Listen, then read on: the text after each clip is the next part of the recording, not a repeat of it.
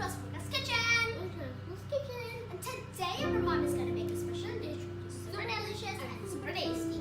And everyone likes to eat this dish, even we do too. And if you guys wanted to know the ingredients, it's in the description down below. And if you like this video, don't forget to like, share, subscribe, and comment down below. Thank you. आज आम बनइबा ओडिशा प्रसिद्ध रसगोल्ला।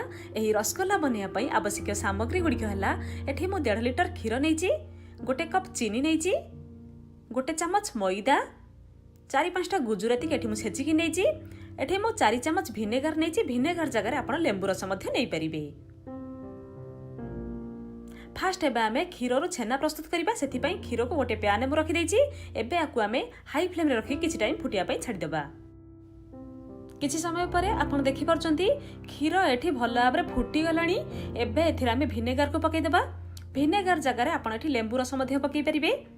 एबे आकु आमे भल भाबरे गोळै नबा। एम्ति continuously आकु एम्ति गोळैबा। हेई देखंतु एबे हमर क्षीर रु छेना प्रस्तुत हेई गला। छेना आउ पानी एठी पूरा अलगा अलगा हो जाइछि। आउ पानी एठी पूरा क्लीन अछि। एठी हमर छेना पूरा परफेक्ट बनिछि। एबे आकु आमे तुरंत छाणी देबा। नहले छेना को जदि एम्ति पानी भितर अधिया समय रखि फुटेइबे ताहाले छेना पूरा टाण होई जिवो। एठी मु छेना को छाणी देछि। एबे आकु आमे एम्ति 1 घंटा पर्यंत छाडी देबा, जोथरे कि छेनार थिबा एक्स्ट्रा पानी भल भाबरे बाहरी जिवो। आपण चाहिले आकु गोटे कपड़ा रे बांधी कि मध्य टांगी देई परिबे, जोथरे कि छेनार थिबा एक्स्ट्रा पानी भल भाबरे बाहरी जिवो। 1 घंटा हो जाइछि। एबे मु छेना को गोटे प्लेट रख देछि। एबे आकु आमे टिके भल भाबरे चकटी देबा। छेना एठी बहुत बढ़िया सॉफ्ट बनिछि। एबे एथिरा आमे गोटे चामच मैदा को ऐड कर दबा। एबे आकु आमे 2 रु 3 मिनिट पर्यंत टिके भल भाबरे चकटी नबा, जोथरे छेना टिके सॉफ्ट हो जिवो। 3 मिनिट पर आपण देखि परचंती छेना एठी भल भाबरे टिके चकटी हो जाइछि आ टिके सॉफ्ट मध्ये हो जाइछि। एबे आकु आमे हाथ रे एम्ति कंटीन्यूअसली घसी घसी के चकटी चलीबा। छेना पूरा सॉफ्ट होगा पर्यंत आ गोटे स्मूथ डो तैयारी होगा पर्यंत। छेना को आमे जत्ते भल भाबरे घसी के एम्ति चकटिबा सेते रसगोल्ला हमर सॉफ्ट आ स्पंजी बनिबो। छेना को भल भाबरे घसी के चकटिबा निहाती दरकार रसगोल्ला बनिया पई। आपण एम्ति कंटीन्यूअसली करि चलिबे। 8-10 मिनिट आकु एम्ति कंटीन्यूअसली घसीबा परे आपण देखि परचंती छेना एठी भल भाबरे चकटी हो जाइछि आ पूरा सॉफ्ट आ चिकन मध्ये हो जाइछि। आपण जेतेबेले रसगोल्ला बनेबे छेना को एम्ति भल भाबरे चकटी नेबे। छेना को जेते भल भाबरे चकटिबे एम्ति घसी घसी कि आपनक रसगोल्ला सेते सॉफ्ट आ स्पंजी बनिबो। हेइ देखंतु ये एबे रेडी हे गेला। एबे हमर सॉफ्ट छेना डो एठी रेडी हे गेला। एबे आमे जिबा नेक्स्ट प्रोसेस को। आउ ए पाखे आमे रसगोल्ला पई सुगर सिरप प्रस्तुत करबा। सेति पई मोठी गोटे प्रेशर कुकर को बसाई देछि। एबे एथिरा आमे 1 कप चीनी को रखि देबा। मोठी 350 ग्राम चीनी नेछि। मु एही कप रे गोटे फुल कप चीनी नेछि। तेणु करी एही कप रे मु 3 कप पानी देबी। 1 कप चीनी पई मु एठी 3 कप पानी यूज करबी। मु एही रसगोल्ला को प्रेशर कुकर रे बनाउछि, जोटा कि अति सहज रे आ कम टाइम मध्ये रे बना जाई परिबो। 1 कप पानी रखिले 2 कप। एबे एथिरा आमे आ 1 कप पानी ऐड करबा।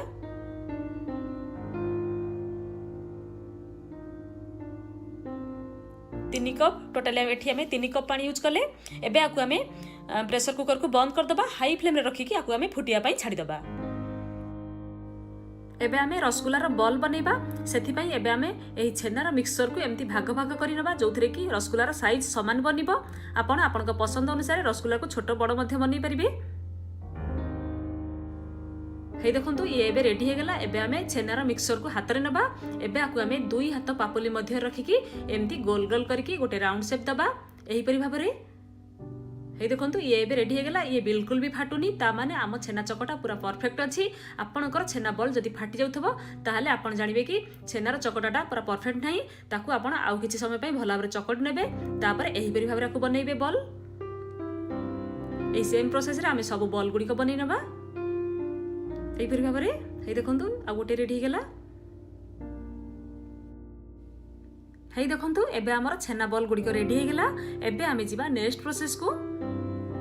एबे आमे चीनी सिरा को चेक करिबा। हेइ देखंतु ये एबे भल भाबरे फुटी गलानी। एबे एथिरा आमे गुजराती गुंड को पकै देबा। रसगोल्ला पई चीनी सिरा को बेसी गाढ़ा करा जायनी, पतला करा जाय थाए। एबे आको आमे टिके भलर गोळै देबा।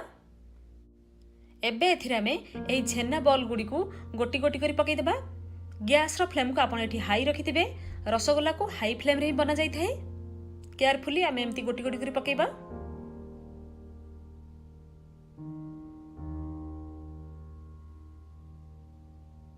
एबे आकु आमे कभर कर दबा। एबे आकु आमे कभर करिकी हाई फ्लेम रे रखिकी 2टा हुइसिल दबा पर्यंत अपेक्षा करिबा। 2टा हुइसिल आस जाइछि। एबे आमे कुकटॉप को ऑफ कर दबा। प्रेशर कुकर किछि टाइम ठंडा होबा पई छाडी दबा। प्रेशर कुकर एठी टिके ठंडा हे गलानी। एबे आमे कभर को बाहर कर दबा और रसगुल्ला को चेक करिबा। वाओ आपण देखि परछन रसगुल्ला एठी केते सुंदर भाबरे बनि जाइछि। एहार साइज पूरा बड़ हो जाइछि।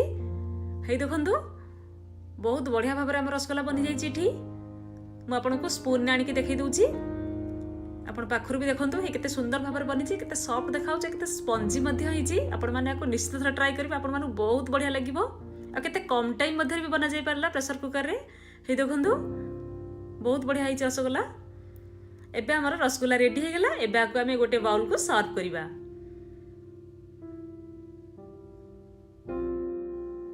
एबे हमर सुपर टेस्टी रसगुल्ला रेडी हे गला।